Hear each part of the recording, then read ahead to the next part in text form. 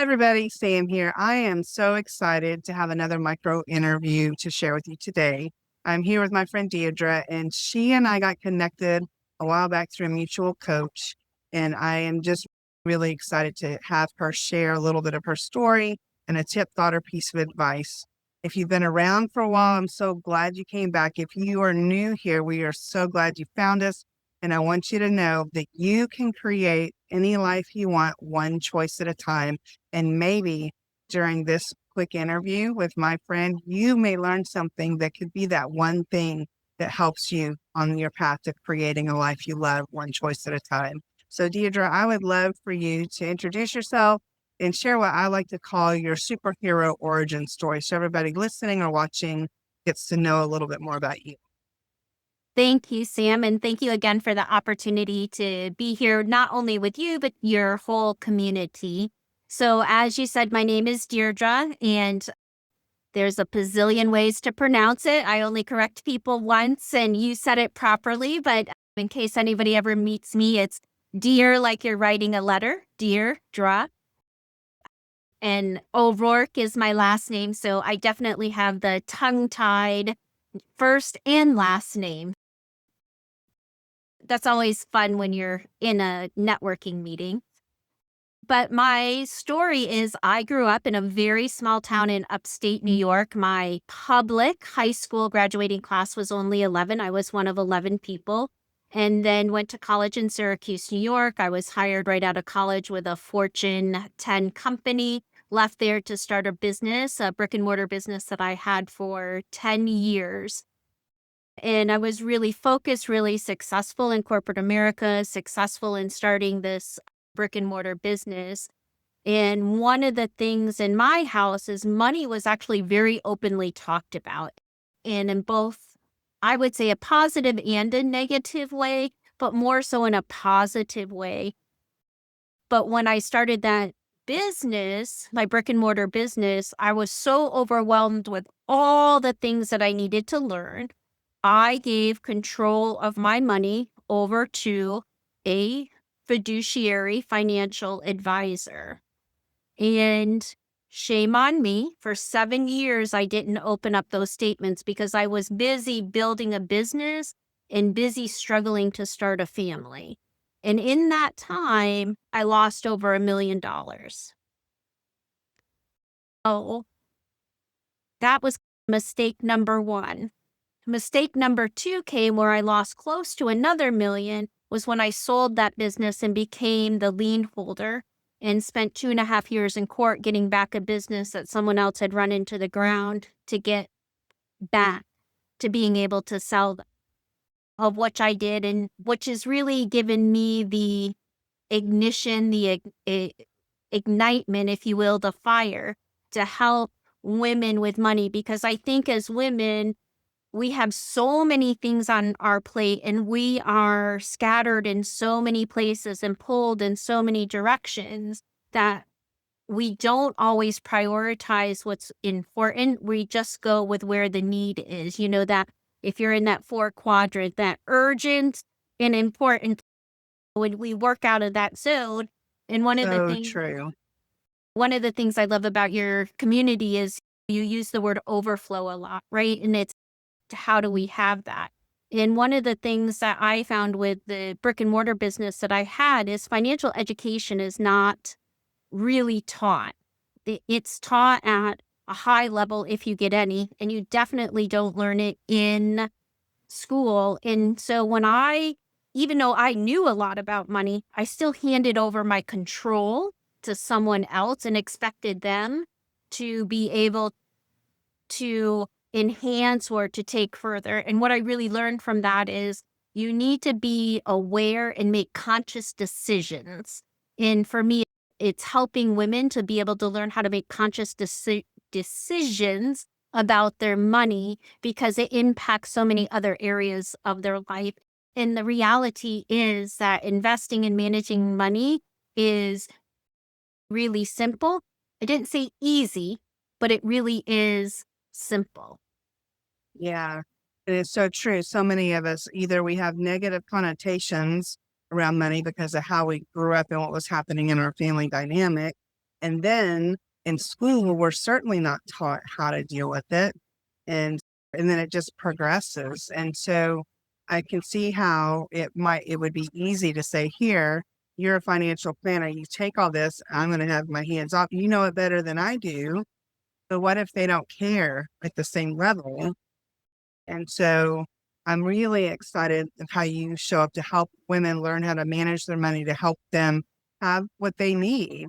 And I think another side of this is for so many people, they're like, money's not everything. No, it's not. But when you can't pay your bills and you say you want to be able to be a giver and a helper in the world and you want to make an impact, but you can't take care of yourself, how on earth are you going to be able to be generous, kind, and loving in ways that can make a difference?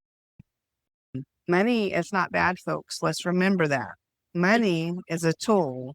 It helps you get what you need in life and create a legacy that you can leave past what you have here on this earth. I love what you shared so much. And so do you have a thought, a specific tip or something that you can share with everybody listening?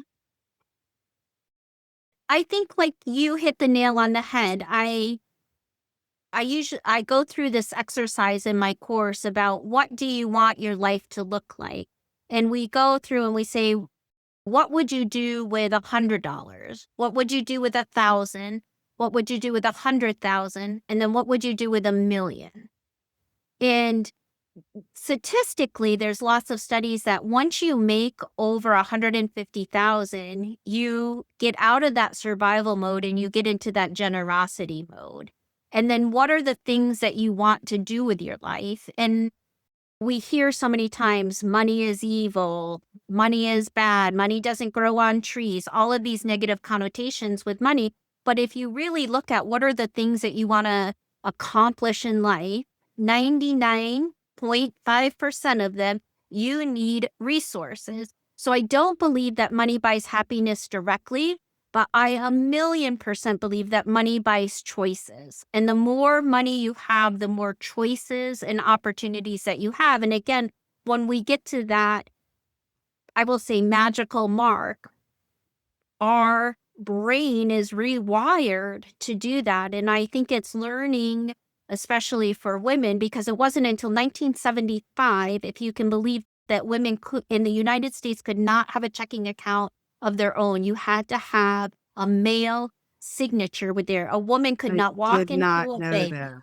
Yes. So we are wired, like what you talk about of like trauma in your DNA. You think of what we as women or what our DNA has been saying to us, right? And so this is really a new era to learn to be in control of that money, and that you can, and it doesn't make you a bad person. And just like what you said, it makes you more to be able to be more generous. Like it gives you those choices.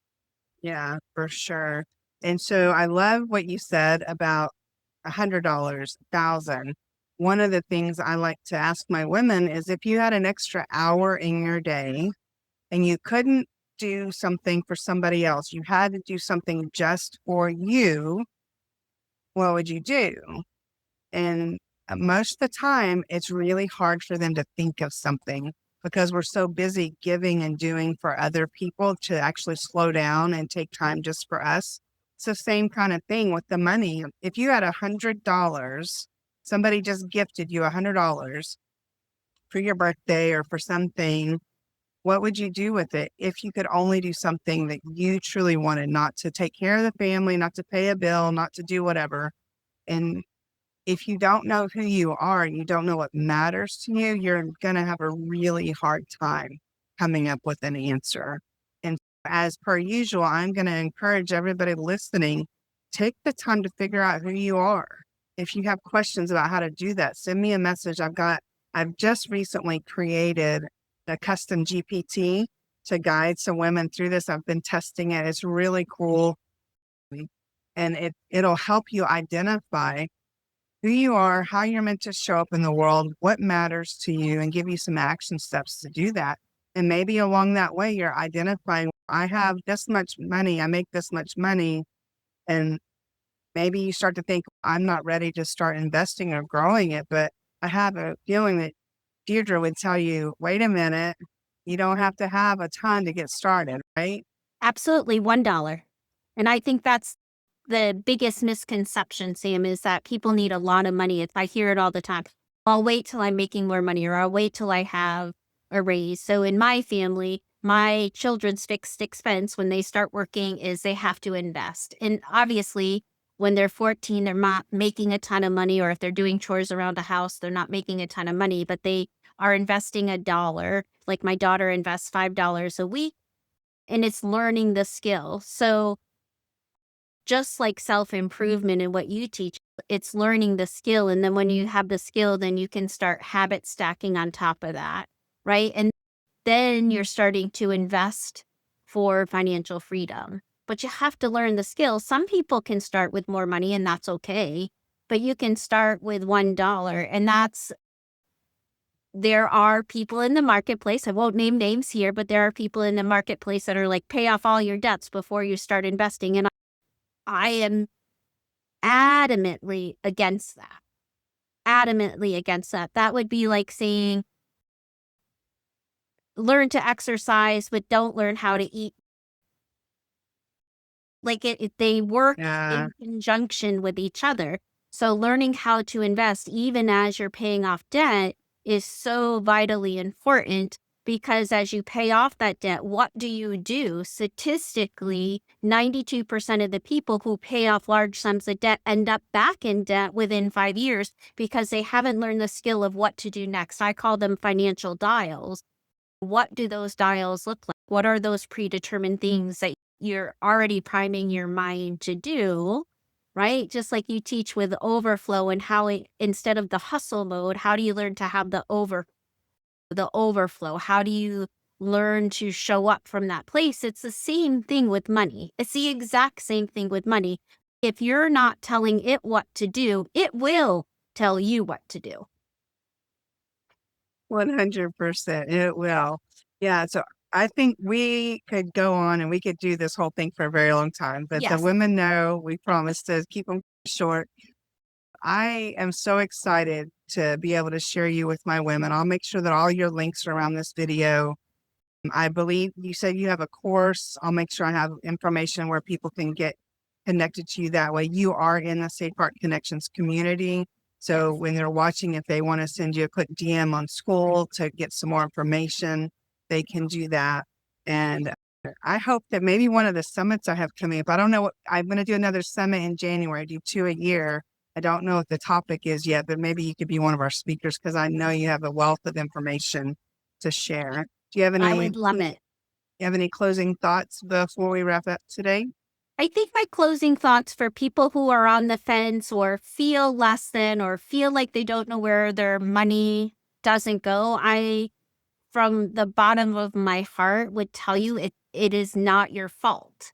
Like it isn't. You weren't taught, and you weren't taught the right way. And the things that we hear over and over again are all about lack and sacrifice. And I don't believe that. I don't believe that even when you're paying off debt, that you need to be in this sacrifice mode. I think there is a balance. I call it living inside and outside of the spreadsheet, and that you can have abundance on a small amount of money. You can have abundance even if you're in debt. You can have abundance even if you know these big things are on the horizon. It's really how we frame it and define it. And once you know those numbers, it's like this huge weight is lifted off your shoulder. And so I I just I get goosebumps when I say this, but I just want to encourage people. It's all about knowledge, right? It's making a conscious choice and decision. And I am really good about breaking complex things down to easy, understandable language. And so I just really encourage you to just put a different lens on with money than maybe what you're having right now, in that you have enough. We just need to learn how to tell the money what to do instead of it telling you what to do. Mic drop. That's so good. Thank you, Deidre. I'm so excited to know you and can't wait to share this with my women. I'll see you soon.